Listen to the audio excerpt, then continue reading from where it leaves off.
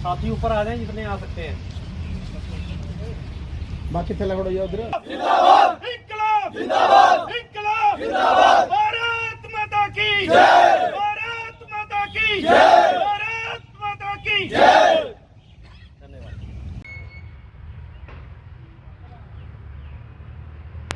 रास्ते पे जो दिखाया है शहीदों ने, क्योंकि बार बार पैदा भगत सिंह राजगुरु नहीं होते, खुद को रोज़ जलाना पड़ता है दिए की तरह। सिर्फ मुट्ठियाँ बंद कर लेने से इंकलाब नहीं होते, सिर्फ मुट्ठियाँ बंद कर लेने से इंकलाब नहीं होते। शहीद आज़म सरदार भगत सिंह जी, राजगुरु जी और सुखदेव जी के शहीदी दिवस को मुख्य रखते हुए, अपने महान शहीदों के परम बलिदान को नमन करते हुए, श्रद्धांजलि अर्पित करते हुए एसएसएफ की टीम ने आज एक इंकलाब रैली का आयोजन किया।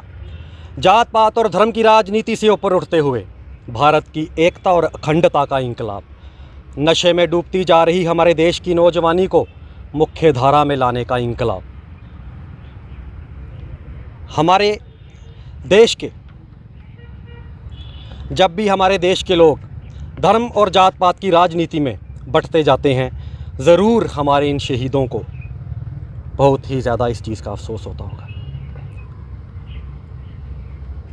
मैं बहुत ही भावुक होता जा रहा हूँ। 2 मिनट मीडिया बंधुओं से महान शहीदों ने इंकलाब और ज़िंदाबाद के नारे को बुलंद किया था। वह ज़रूर आज हमसे एक सवाल पूछ रहे होंगे, वह ज़रूर हमसे पूछ रहे होंगे कि क्या जिस इंकलाब को हमने बुलंद किया था हम उसको कायम कर पाए। जिस भारत का सपना हमारे महान शहीदों ने अपने प्राणों की आहुति देकर देखा था, क्या हम उस भारत का निर्माण कर पाए? शायद नहीं, कहीं ना कहीं हमसे चूक हुई, हम नाकामयाब रहे। राष्ट्र निर्माण, समाज सेवा, खेल कूद के मैदान को छोड़कर नशे में लिप्त हमारा नौजवान इस बात का जीता जागता सबूत है कि हमसे चूक हुई है। किताबों को छोड़कर रील्स में मगन हमारा विद्यार्थी वर्ग इस बात का सबूत है कि कहीं ना कहीं हम नाकामयाब रहे। एकता में ही अखंडता के पाठ को भूलकर धर्म के नाम पर बटा हुआ हमारा समाज इस बात का सबूत है कि हम नाकामयाब रहे, हमसे चूक हुई है। आइए शहीदी दिवस के इस पावन अवसर पर हम सब भारतवासी एक प्रण लें कि उस इंकलाब को कायम करेंगे, उस सपनों के भारत को बनाएंगे, वो सर्वश्रेष्ठ भारत, वो विश्व गुरु भाग्य विधाता भारत। आइए मिलकर भारत को उस बुलंदियों पर लेके जाएं ताकि सच्चे शब्दों में अपने शहीदों को श्रद्धांजलि अर्पित की जा सके। धन्यवाद। देखिए, आज हम दिवस मना रहे हैं अपने शहीदों का, और इनसे हमने क्रांति, इनसे हमने रेवोल्यूशन, इनसे हमने गलत को गलत और सही को सही बोलने का अगर पाठ नहीं सीखा तो ये दिवस मनाने का फ़ायदा कोई नहीं। हमारे समाज में, हमारी स्टेट में, हमारे राज्य में, हमारे ज़िले में ये कुरीतियाँ इस बार मुखर रूप से चल रही हैं और इनके खिलाफ़ हमारे सारे समाज को बोलना चाहिए। Liquor mafia, drug mafia, industrial pollution mafia, mining mafia, illegal mining mafia, ये मुखर पे है और मैं चाहता हूँ हमारा सारा समाज इसके खिलाफ़ एक क्रांति छेड़े, एक रेवोल्यूशन लाए। दूसरी बात आपने की महराज मलिक के बयान की, मैंने महराज मलिक के बयान को ध्यानपूर्वक सुना। शराब पीना ना पीना ये सबकी एक निजी राय है, किसी भी धर्म पे टिप्पणी करना बहुत गलत बात है, मैं उसकी निंदा करता हूँ। लेकिन मैंने महराज मलिक के बयान में ये भी सुना जब महराज मलिक ने बोला कि मंदिरों के शहर में शराब की दुकानें खोली किसने और क्यों। इसमें तो वो मंदिरों के शहर की पवित्रता की बात करते हुए, पैरवी करते हुए दिखाई दिए। मैंने ये भी सुना कि महराज मलिक ने बोला जब मंदिरों के शहर में शराब के ठेके खोले जा रहे थे तो माताओं बहनों पे लाठीचार्ज किसने किया। इस बयान में तो वो माताओं बहनों की सुरक्षा की पैरवी करते दिखाई दिए।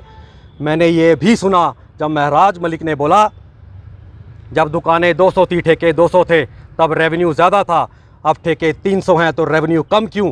इसमें तो वो जम्मू कश्मीर सरकार के सरकारी ख़जाने की पैरवी करते हुए दिखाई दिए।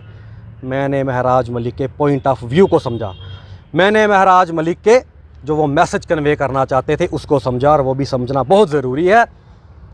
मेरी सारे राजनीतिक दलों से, सभी राजनीतिक दलों से, कोई दूध का दूल्हा नहीं है यहाँ पे, सभी से हाथ जोड़ के विनती है, चाहे कोई भी राजनीतिक दल हो। भारत ने 1975 में इमरजेंसी भी देखी जहाँ लोगों के हितों का हनन हुआ। भारत ने 84 में सिखों का कत्लेआम भी देखा। भारत ने 89 में हमारे कश्मीरी पंडित भाइयों का कत्लेआम, नरसंहार भी देखा। इसलिए कोई राजनीतिक दल दूध का दूल्हा नहीं।